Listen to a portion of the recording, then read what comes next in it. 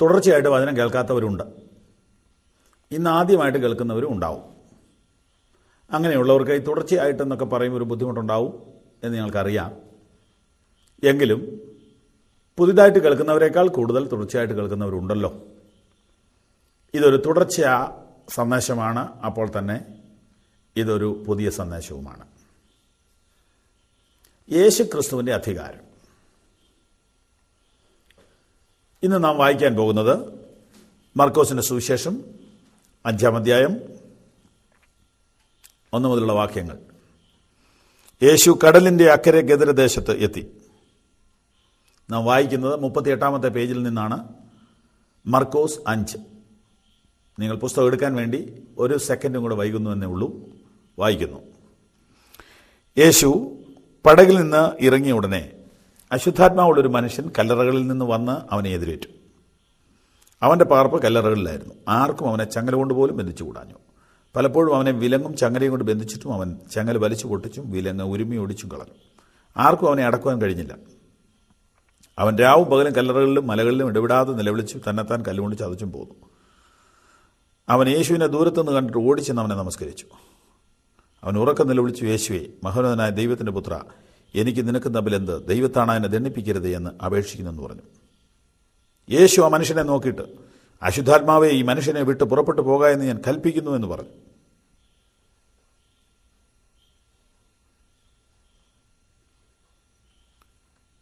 നമുക്ക് പ്രാർത്ഥനയോടെ തിരുവചനം ധ്യാനിക്കാം. സ്വർഗസ്ഥനായ ഞങ്ങളുടെ പ്രിയ പിതാവേ, അനുഗ്രഹിക്കപ്പെട്ട ഈ സന്ദർഭത്തിനായിട്ട് ഞങ്ങൾ സ്തോത്രം ചെയ്യുന്നു. അവിടുത്തെ അധികാരത്തെക്കുറിച്ച് ഈ ദിവസങ്ങളിൽ ഞങ്ങൾക്ക് ഒരുമിച്ച് പഠിക്കുവാൻ ഭാഗ്യം തന്നതിനായിട്ട് സ്തോത്രം. തിരുവചനത്തിലെ സത്യങ്ങൾ ഗ്രഹിപ്പാനും കർത്താവിൻ്റെ ഇഷ്ടമറിയുവാനും ഈ വചനധ്യാനം പോലെ സഹായിക്കണമേ. യേശുവേ, ഇപ്പോൾ ഈ വചനം കേൾക്കുന്ന എല്ലാവർക്കും വേണ്ടി യേശുവിൻ്റെ നാമത്തിലടിയിൽ പ്രാർത്ഥിക്കുന്നു. രോഗങ്ങൾ, മാനസിക പ്രശ്നങ്ങൾ, കുടുംബത്തെ ബുദ്ധിമുട്ടുകൾ, കുഞ്ഞുങ്ങളെക്കുറിച്ചുള്ള ഭാരങ്ങൾ, സാമ്പത്തിക പ്രശ്നങ്ങൾ, കടഭാരങ്ങൾ, മദ്യപാനം, ആത്മഹത്യാ പ്രവണത, ഇങ്ങനെ വിവിധ വിഷയങ്ങളാൽ വലഞ്ഞും തകർന്നും ഉലഞ്ഞും ഇരിക്കുന്ന കുടുംബങ്ങൾക്ക് വേണ്ടി, വ്യക്തികൾക്ക് വേണ്ടി യേശു കർത്താവിൻ്റെ നാമത്തിൽ ഈ രാവിലെ പ്രാർത്ഥിക്കുന്നു. കർത്താവെ, നിൻ്റെ അധികാരത്തിലാണല്ലോ ഇവരെല്ലാം. നിൻ്റെ അധികാരത്തിന് അവർ കീഴ്പ്പെടട്ടെ. യേശുവിൻ്റെ നാമത്തിൽ ജനത്തിന് വേണ്ടി പ്രാർത്ഥിക്കുന്നു. അവരനുഗ്രഹിക്കപ്പെടട്ടെ. ഈ ശബ്ദം കേൾക്കുന്ന എല്ലാവരെയും കർത്താവായ യേശുവിൻ്റെ നാമത്തിൽ അനുഗ്രഹിക്കുന്നു. ഇന്ന് രാവിലെ തിരുവചനം ഗ്രഹിക്കാനുള്ള കൃപ ഞങ്ങൾക്ക് തരണമേ, യേശുവിൻ നാമത്തിൽ തന്നെ. തുടർച്ചയായി ദൈവവചനം കേൾക്കുന്നവർക്ക് വേണ്ടി 1-2 കാര്യങ്ങൾ ആവർത്തിക്കുകയാണ്. യേശു കർത്താവ് പഠിപ്പിച്ച പ്രാർത്ഥന, അതിൻ്റെ 16-ാമത്തെ ഭാഗത്താണ് നമ്മളിപ്പോൾ നിൽക്കുന്നത്. കർത്തൃപ്രാർത്ഥന എന്ന പേരിൽ ലോകം മുഴുവൻ അറിയുന്ന ആ പ്രസിദ്ധമായ പ്രാർത്ഥനയുണ്ടല്ലോ, അതിനെ നമ്മൾ വിശകലനം ചെയ്ത് ധ്യാനിച്ചുകൊണ്ടിരിക്കുകയാണ്. അതിൽ നിന്ന് നമ്മൾ 10-15 സന്ദേശങ്ങൾ ചിന്തിച്ചു കഴിഞ്ഞു. ഒടുവിലേക്ക് നമ്മൾ വന്നു. ഒടുവിൽ വന്നപ്പോൾ 3 വാക്കുകൾ പറഞ്ഞാണ് അത് അവസാനിപ്പിക്കുന്നത്. രാജ്യവും ശക്തിയും മഹത്വവും നിനക്കുള്ളതാകുന്നു. ആമേൻ. നിന്റെ രാജ്യം വരണമേ എന്ന് പറഞ്ഞുകൊണ്ട് തുടങ്ങി രാജ്യം നിനക്ക് എന്ന് പറഞ്ഞ് അവസാനിപ്പിച്ചു. തുടക്കവും ഒടുക്കവും തമ്മിലുള്ള ബന്ധവും വ്യത്യാസവും സുന്ദരമാണ്, മനോഹരമാണ്. നിന്റെ രാജ്യം വരണമേ എന്നത് ഒരു അപേക്ഷയാണെങ്കിൽ രാജ്യം നിനക്ക് എന്നത് ഒരു സമർപ്പണമാണ്. നിന്റെ രാജ്യം വരണമേ എന്നതൊരാഗ്രഹമാണെങ്കിൽ രാജ്യം നിനക്ക് എന്ന് പറയുന്നത് ഒരു കീഴടങ്ങലാണ്. ഇപ്പോൾ പ്രാർത്ഥനയുടെ ആരംഭം ഒരു അപേക്ഷയാണെങ്കിൽ പ്രാർത്ഥനയുടെ അവസാനം ഒരു സമർപ്പണമാണ്. ഒരിക്കലും ഒരു അപേക്ഷ കൊണ്ട് പ്രാർത്ഥന അവസാനിപ്പിക്കരുത്. ആദ്യ ഭാഗത്ത് ചിലത് ദൈവത്തോട് ചോദിക്കുകയാണെങ്കിൽ ഒടുവിലത്തെ ഭാഗത്ത് ദൈവത്തിന് കീഴടങ്ങുകയാണ്. ഈ ചോദിച്ചതൊന്നും കിട്ടിയാലും കിട്ടിയില്ലെങ്കിലും രാജ്യവും ശക്തിയും മഹത്വവും നിനക്കുള്ളത്. പ്രിയപ്പെട്ടവരെ, പറഞ്ഞതെങ്കിലും ഞാൻ ആവർത്തിച്ച് പറയട്ടെ, നിങ്ങളുടെ ജീവിതത്തിൻ്റെ ഭരണം, അതാണ് രാജ്യം. പവർ, അതെ, അധികാരം. ഗ്ലോറി, അതായത് മഹത്വം, ഇത് ദൈവത്തിന് സമർപ്പിക്കുക. 3 വാക്കുകൾ: കിങ്ഡം, പവർ ആൻഡ് ഗ്ലോറി. ഇതിൽ പവറിലേക്ക് നമ്മളിപ്പോൾ വന്നിരിക്കുകയാണ്. പവർ, രാജ്യത്തെക്കുറിച്ച് ചിന്തിച്ചു. ശക്തി എന്ന് ആ വാക്ക് ഉപയോഗിച്ചിരിക്കുന്നത് പവർ എന്നാണ് ഇംഗ്ലീഷിൽ. പവറിനെ കുറിച്ചാണ് നമ്മളിപ്പോൾ ചിന്തിച്ചുകൊണ്ടിരിക്കുന്നത്. യേശുവരാൻ ഇങ്ങനെ പറഞ്ഞു, സ്വർഗത്തിലും ഭൂമിയിലും സകല അധികാരവും എനിക്ക് നൽകപ്പെട്ടിരിക്കുന്നു. യേശുവിൻ്റെ അധികാരം സ്വർഗത്തിലും ഭൂമിയിലും സകല അധികാരവും. ചില അധികാരങ്ങളെക്കുറിച്ച് ഞാൻ പറഞ്ഞു നിങ്ങളോട്. 1, വസ്തുക്കളുടെ മേലധികാരം. 2, പ്രകൃതിയുടെ മേലധികാരം. 3-ാമത്തെ വിഷയത്തിലേക്ക് ഇപ്പോൾ കയറുന്നു. യേശുവിൻ്റെ അധികാരം 3, അശുദ്ധാത്മാക്കളുടെ മേലധികാരം. നിങ്ങൾ വിശ്വസിച്ചാലും ഇല്ലെങ്കിലും അശുദ്ധാത്മാ ശക്തി എന്നൊരു ശക്തിയുണ്ട്. മാനസിക രോഗം അല്ലാത്ത മാനസിക വൈകല്യങ്ങളുണ്ടോ?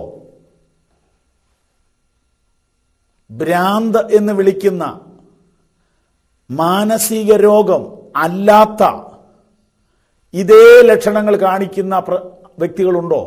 ഉണ്ട്. യേശു തമ്പുരാന്റെ കാലത്ത് പച്ചയ്ക്ക് ഒരു മനുഷ്യന്റെ മുഖത്ത് നോക്കി യേശു പറയുകയാണ്, അശുദ്ധാത്മാവെ ഈ മനുഷ്യനെ വിട്ടുപോ എന്ന് പറഞ്ഞപ്പോൾ അത് വിട്ടുപോയി. ആരാണ് ഈ മനുഷ്യൻ? ഈ മനുഷ്യൻ വസ്ത്രം ധരിക്കില്ല, തലമുടി വെട്ടിക്കില്ല, ഷേവ് ചെയ്യില്ല, കുളിക്കില്ല, വീട്ടിൽ കിടക്കില്ല. വീട്ടിൽ കിടക്കാതെ വന്നപ്പോൾ കയറിട്ട് കെട്ടി, കയറ് പൊട്ടിച്ചു. ചങ്ങലയിട്ട് കെട്ടി, ചങ്ങല പൊട്ടിച്ചു. വിശ്വസിക്കാൻ പറ്റുമോ? ഇരുമ്പ് ചങ്ങല പൊട്ടിക്കുന്ന മനുഷ്യനുണ്ടോ? ഉണ്ട്. അറിയാവുന്നവർക്കറിയാം, മനുഷ്യൻ ഇപ്പോൾ നിലവിലുള്ളതിൻ്റെ 10 ഇരട്ടി ശക്തി ഈ ഭൂതം ബാധിച്ചവർക്ക്, ദുരാത്മാവ് ബാധിച്ചവർക്കുണ്ട്. അവരെ പിടിച്ചൊതുക്കാൻ പറ്റത്തില്ല. അതാണ് ഈ സംഭവം, മർക്കോസ് 5-ലെ സംഭവം. ഇതിന് മരുന്നില്ല, ഇതിന് ഒറ്റപ്പണിയേ ഉള്ളൂ, കെട്ടിയിടുക. പക്ഷെ അതും പൊട്ടിച്ചു. ഒടുവിൽ ഈ മനുഷ്യൻ ശവക്കോട്ടയിൽ താമസം തുടങ്ങി. ആളുകളെ പേടിപ്പിക്കാൻ തുടങ്ങി, അട്ടഹസിക്കാൻ തുടങ്ങി, നിലവിളിക്കാൻ തുടങ്ങി. ഭയങ്കര ഭീകര ജീവി, രാക്ഷസൻ. നാട്ടുകാരെല്ലാം പേടിച്ച് ഇവനെ കാണുമ്പോൾ മാറിക്കളയും. നോക്കൂ, യേശു ആ സ്ഥലത്തേക്ക് വന്നു. നല്ലൊരു യൗവനക്കാരൻ. ആ ഭൂതം ബാധിച്ച ഭ്രാന്ത് പിടിച്ച മനുഷ്യന്റെ അകത്തെ വ്യക്തിത്വത്തിന്റെ സൗന്ദര്യം കാണാൻ യേശുവിന് മാത്രമേ കഴിഞ്ഞുള്ളൂ. അവനിലുള്ള പോരായ്മകളും അപാകതകളും വൈരൂപ്യങ്ങളും വൈകല്യങ്ങളും മാത്രം കണ്ടുപിടിക്കുന്ന മനുഷ്യ സമൂഹത്തിന്റെ നടുവിൽ ഒരു മനുഷ്യന്റെ ആന്തരിക സൗന്ദര്യം കാണാൻ കഴിവുള്ള സാക്ഷാൽ യേശു ആ വിരൂപിയായ വികൃതനായ മനുഷ്യന്റെ മുഖത്തേക്ക് നോക്കിയിട്ട് അവനെ നശിപ്പിച്ചുകൊണ്ടിരിക്കുന്ന പിശാചിനെ പുറത്താക്കി. അശുദ്ധാത്മാവെ ഈ മനുഷ്യനെ വിട്ടു പോകുക എന്ന് പറഞ്ഞു. ബൈബിളിലെ സംഭവമാണേ, വായിച്ചു നോക്കണം. മർക്കോസ് 5. എന്ത് സംഭവിച്ചെന്നറിയാവോ? ഉടനെ ഈ മനുഷ്യന് സുബോധം വന്നു. അവനിൽ നിന്നൊരു ശക്തി പുറപ്പെട്ടു പോയി. ഈ മനുഷ്യന് സുബോധം വന്നു. അവൻ വസ്ത്രം ധരിച്ചു, അവൻ ചിരിച്ചു, അവൻ വർത്താനം പറയാൻ തുടങ്ങി. തീർന്നില്ല. യേശു അവിടുന്ന് അടുത്ത സ്ഥലത്തേക്ക് പോകുമ്പോൾ ഇവൻ ഓടി ചെന്നിട്ട് പറഞ്ഞു, കർത്താവേ ഞാനും കൂടെ പോരട്ടെ. യേശുവിനെ ഒരുത്തൻ കണ്ടാൽ ഇങ്ങനെയാണ്. ഉടനെ യേശുവിൻ്റെ മുഖത്തേക്ക് സൂക്ഷിച്ച് നോക്കിയിട്ട് പറഞ്ഞു, നീ നിന്റെ വീട്ടിലേക്ക് പോവുക. നിന്റെ വീട്ടിൽ നിന്നെ കാത്തിരിക്കുന്ന കുറച്ച് പേരുണ്ട്. അവിടെ ചെന്ന് നിനക്ക് സംഭവിച്ചത് അവരോട് പറയുക.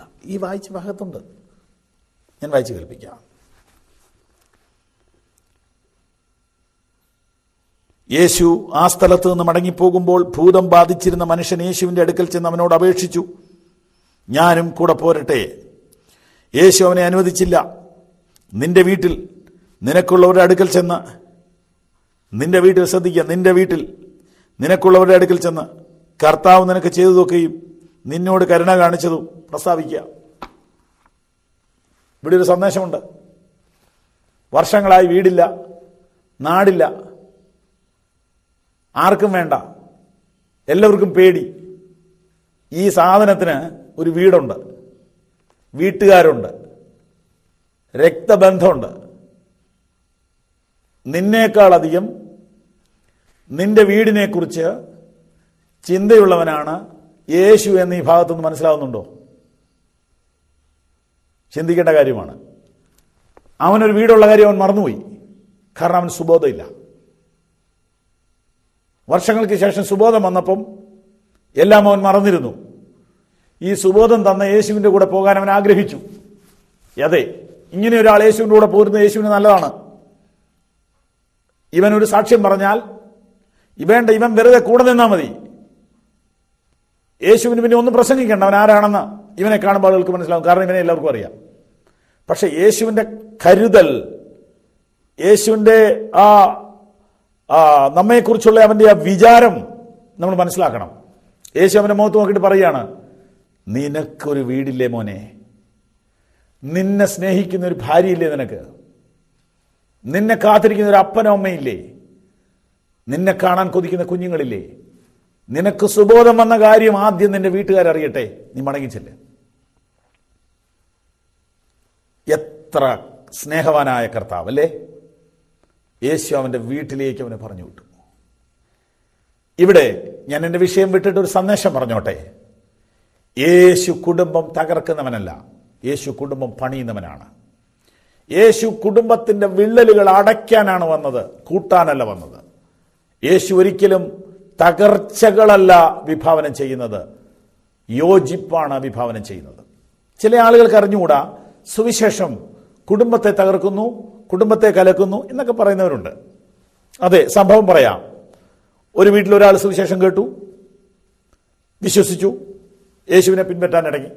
പക്ഷേ വീട്ടിലുള്ള മറ്റുള്ളവർക്ക്, ഭാര്യ അല്ലെ ഭർത്താവ്, അപ്പൻ, അവർക്കത് മനസ്സിലായില്ല. ഇവൻ്റെ ഈ പുതിയ സ്റ്റെപ്പ്, വേദോസം വായിക്കുന്നു, കൂട്ടായ്മയ്ക്ക് പോകുന്നു, കർത്താവിനെ സാക്ഷിക്കുന്നു, ഇതൊന്നും മുമ്പില്ലായിരുന്നു. ഈ പുതിയ കാൽവെപ്പ് വീട്ടുകാർക്ക് അസൗകര്യം തോന്നാം, അസാധാരണമായിട്ട് തോന്നാം, ദേഷ്യം വരാം. അപ്പോൾ ഈ കുടുംബകലഹം ഉണ്ടാക്കിയതാരാ? യേശുവാണ്, അല്ലെങ്കിൽ സുവിശേഷകനാണ്, ഉപദേശിയാണ്, ഇങ്ങനെയൊക്കെ ഒരു പറച്ചിലുണ്ടല്ലോ. പക്ഷെ ഇവിടെ ശ്രദ്ധിക്കൂ, യഥാർത്ഥത്തിൽ തകർന്ന കുടുംബങ്ങളെ പണിയുന്നവനാണ് യേശു. ഈ ഒരു യൗവനക്കാരൻ വീടും കൂടും വിട്ട് ഈശോമിശിഹായുടെ കൂടെ പോരാന്ന് പറഞ്ഞപ്പോൾ യേശു പറയുക, മോനെ, ഒന്നാമത് വീട്, രണ്ടാമതാ മറ്റുള്ളതൊക്കെ. അതെ, ഞാനൊരു സുവിശേഷകൻ എന്ന് നിങ്ങളോട് പറയുകയാണ്, ഒന്നാമത് കുടുംബം, അത് കഴിഞ്ഞിട്ട് മതി മറ്റു കാര്യങ്ങൾ. ഇത് യേശുവിൻ്റെ വാക്കാണ്. നീ ആദ്യം നിന്റെ വീട്ടിൽ ചെല്ല്. നിന്നെ കാണാൻ വർഷങ്ങളായി കാത്തിരിക്കുന്ന ആളുകളോട് നിനക്ക് സുബോധം വന്നു എന്ന് പറ. ഒന്നുകൂടെ ഞാൻ വിവരിക്കാം. യേശുവിനെ നീ കണ്ടെങ്കിൽ, യേശു നിനക്ക് മാറ്റം വരുത്തിയെങ്കിൽ, യേശു നിന്നെ തൊട്ടെങ്കിൽ, യേശു നിനക്ക് സൗഖ്യം തന്നെങ്കിൽ, യേശു നിന്നെ സ്വതന്ത്രനാക്കിയെങ്കിൽ, യേശുവിന്റെ ജീവൻ നിന്നിൽ വ്യാപരിച്ചെങ്കിൽ, യേശുവിന്റെ ശക്തി നിന്റെ ശരീരത്തിൽ വെളിപ്പെട്ടെങ്കിൽ, യേശുവിന്റെ അധികാരം നീ അറിഞ്ഞെങ്കിൽ നിന്റെ സ്വഭാവം മാറും. യേശു നിനക്ക് വരുത്തിയ മാറ്റം നിന്റെ വീട്ടിലുള്ളവരറിയണം, നിന്റെ കുടുംബത്തിലുള്ളവരും നിന്റെ അയൽക്കാരും അതറിയണം. മറ്റുള്ളവരിൽ നിന്ന് പിണങ്ങി അകലുന്ന മാർഗമല്ല ക്രിസ്തുവിന്റെ മാർഗം. യോജിക്കാൻ മേലാത്ത ധാരാളം കാര്യങ്ങൾ ഉണ്ടെങ്കിൽ പോലും സ്നേഹം അതിൽ നിന്നും വ്യത്യസ്തമാണ്. നമ്മുടെ വിഷയത്തിൽ തിരിച്ചു വരാം. യേശുവിന്റെ അധികാരം എന്താണ്? അധികാരം ഭൂതങ്ങളുടെ മേലുള്ള അധികാരം, അശുദ്ധാത്മാക്കളുടെ മേലുള്ള അധികാരം. ശ്രദ്ധിക്കുന്നുണ്ടോ? നമ്മുടെ വിഷയം മറക്കണ്ട. പവർ. യേശു ക്രിസ്തുവിന്റെ അധികാരത്തെക്കുറിച്ച് നമ്മൾ ചിന്തിക്കുക. ഇന്ന് വരെ ഇവിടെ ആരും വന്നിട്ടില്ല ഒരു ഭൂതത്തെ ശാസിക്കുന്നവനായിട്ട്. യേശുവിൻ്റെ അടുക്കൽ വന്ന ഈ വിധത്തിലുള്ള തകർച്ച ബാധിച്ച മുഴുവൻ വ്യക്തികളെയും യേശു സ്വതന്ത്രനാക്കി. യേശുവിനോട് ഏറ്റവും അടുത്തിടപെട്ട ഒരു സ്ത്രീയുടെ പേരാണ് മഗ്ദലന മറിയം. മഗ്ദലന മറിയത്തിൻ്റെ രോഗം എന്തായിരുന്നു? ചില ആളുകൾ തെറ്റിദ്ധരിച്ചു വെച്ചിട്ടുണ്ട്, കല്ലെറിഞ്ഞു കൊല്ലാൻ കൊണ്ട നിർത്തിയ സ്ത്രീയാണ് മഗ്ദലക്കാരി മറിയമെന്ന്. തെറ്റാണത്. വേദപുസ്തകത്തിൻ്റെ കാര്യങ്ങൾ വേറൊരാൾക്ക് വ്യാഖ്യാനിക്കാൻ അവകാശമില്ല. വേദപുസ്തകത്തിൽ നിന്ന് വേണം അത് പറയാൻ. ബൈബിളിൽ കാണുന്ന മഗ്ദലന മറിയമല്ല വേശ്യയായി കല്ലെറിഞ്ഞു കൊല്ലാൻ നിർത്തിയ സ്ത്രീ ഇവളല്ല, അത് വേറെ ആരാണ്. ആ സ്ത്രീയുടെ പേര് പറഞ്ഞിട്ടില്ല.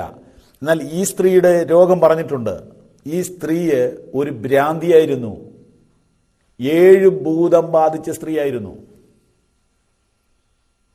ഇതുപോലെ യേശു ഒരു ദിവസം ഇവളെ കണ്ടു.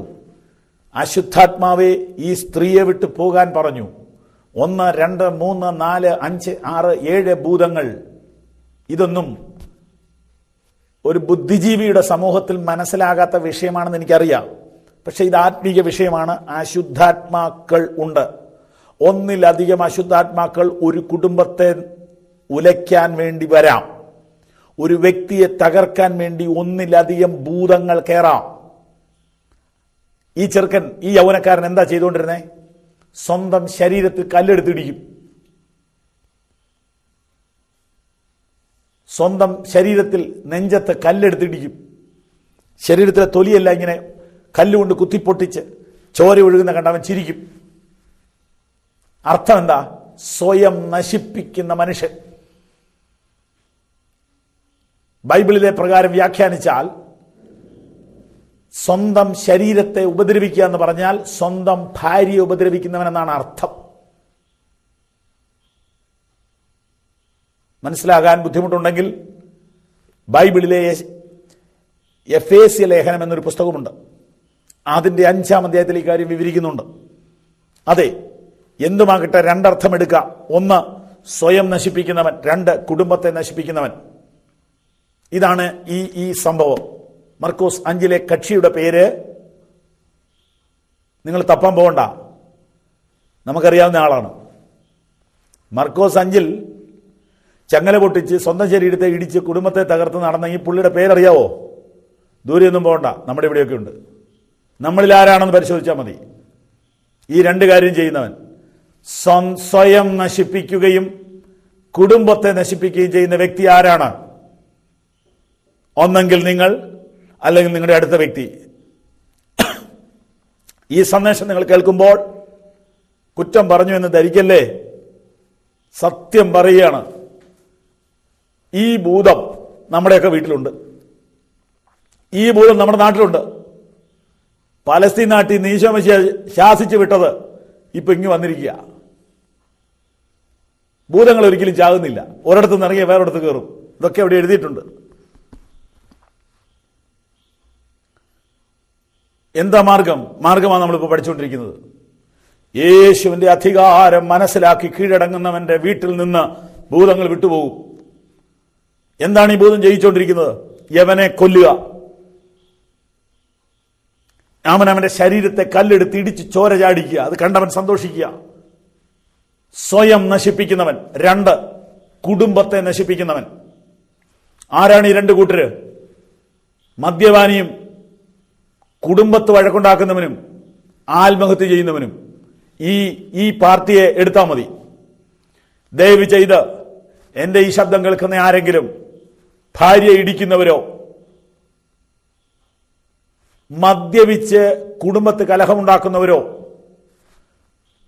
അധ്വാനിച്ച പണം മുഴുവനും ബ്രാണ്ടിക്കടയിൽ കൊടുക്കുന്നവരോ ആയിട്ട് ആരെങ്കിലും ഈ വചനം കേൾക്കുന്നെങ്കിൽ ദയവായി ഈ വചനം ശ്രദ്ധിക്കൂ. ഇതൊരു ഭൂതമാണ്. എനിക്കൊരു സ്നേഹിതനെ അറിയാം. അദ്ദേഹം എന്നോട് പറഞ്ഞു, എനിക്ക് ആഗ്രഹമുണ്ട്, എനിക്കിത് രക്ഷപ്പെടാൻ പറ്റുന്നില്ല.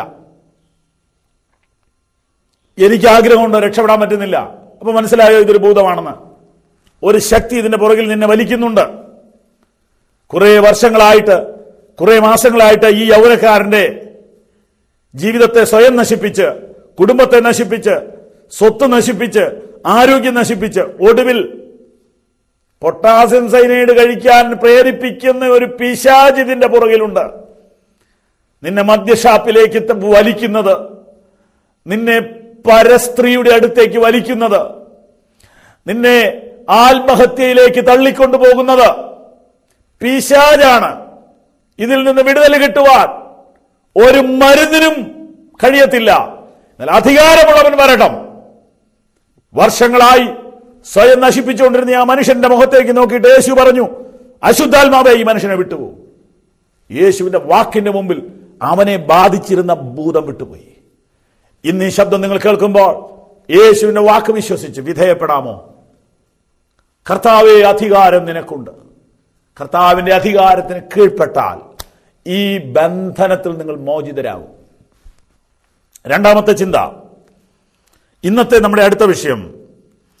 ഈ അധ്യായത്തിൽ അടുത്തത് കാണാം. വാക്യം 21. യേശു വീണ്ടും പടകിൽ കയറി മുന്നോട്ട് പോയപ്പോൾ ആ കടലിൽ അല്പം പ്രശ്നമുണ്ടായി. യേശു അതിനെ ശാസിച്ചു. കഴിഞ്ഞ ദിവസം ചിന്തിച്ചതാണ്, അവന് വെള്ളത്തിന്മേൽ അധികാരമുണ്ട്. തീർന്നില്ല. വാക്യം 25. അന്ന് 12 സംവത്സരമായി രക്തസ്രാവമുള്ളവളായി പല വൈദ്യന്മാരാലും ഏറിയൊന്ന് സഹിച്ച് തനിക്കുള്ളതൊക്കെയും ചെലവഴിച്ചിട്ടും ഒട്ടും ഭേദം വരാതെ ഏറ്റവും പരവശയായി തീർന്നിരുന്ന ഒരു സ്ത്രീ യേശുവിന്റെ വർത്തമാനം കേട്ടു. അവന്റെ വസ്ത്രമെങ്കിലും ഒന്ന് തൊട്ടാൽ ഞാൻ രക്ഷപ്പെടുമെന്ന് പറഞ്ഞ് പുരുഷാരത്തിന്റെ ഉള്ളിൽ കൂടി പുറകിൽ വന്നവന്റെ വസ്ത്രം തൊട്ടു. ക്ഷണത്തിൽ അവളുടെ രക്തസ്രാവം നിന്നു, ബാധ മാറി, താൻ സ്വസ്ഥയായി.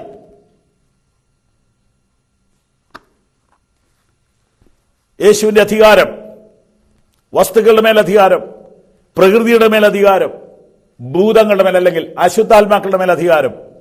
അടുത്തത് രോഗത്തിന്റെ മേൽ അധികാരം. രോഗം, ഇതെന്താണ് ഈ രോഗം? ബ്ലീഡിംഗ് ആണ്. എത്ര വർഷമായി? 12 വർഷമായി. എന്തെങ്കിലും മരുന്ന് കഴിച്ചോ? കഴിച്ചു. 12 വർഷമായി. മുതലെല്ലാം വൈദ്യന്മാർക്ക് കൊടുത്തു. എന്നിട്ടും സൗഖ്യം വരാതെ പരവശയായി തീർന്ന ഒരു സ്ത്രീ. 1 മാറാരോഗം, 2 സാമ്പത്തിക ബുദ്ധിമുട്ട്, 3 കുടുംബത്തിൽ നിന്നുള്ള അവഗണന. ഈ 3 പ്രശ്നം മതിയല്ലോ മരിക്കാൻ, ഇനി വേറൊന്നും വേണ്ട. മാറാരോഗം, മുതലും